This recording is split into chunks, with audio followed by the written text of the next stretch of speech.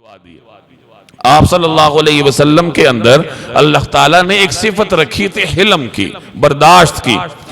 تو آپ کی اولاد میں بھی وہ صفت بدرجہ اتم موجود تھی۔ سیدنا حسن رضی اللہ تعالی عنہ کے بارے میں آتا ہے کہ ایک مرتبہ ایک بدوی یعنی ایک دیہاتی ان کی خدمت میں آیا اور آتے ہی گالیاں دینی شروع کی، برا بلا کہنا شروع کیا۔ حضرت حسن رضی اللہ تعالی عنہ اٹھے اور اس سے پوچھنے لگے کہ شاید تمہیں بھوک لگی ہے،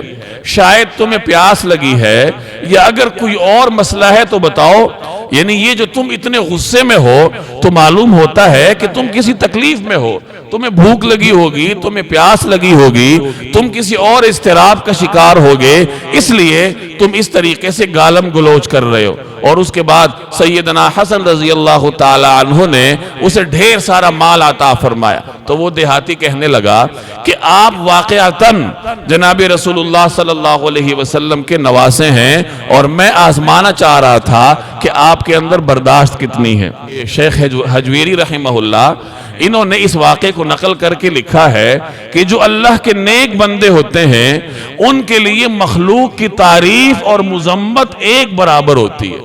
مخلوق اللہ کے نیک بندوں کی تعریف کرے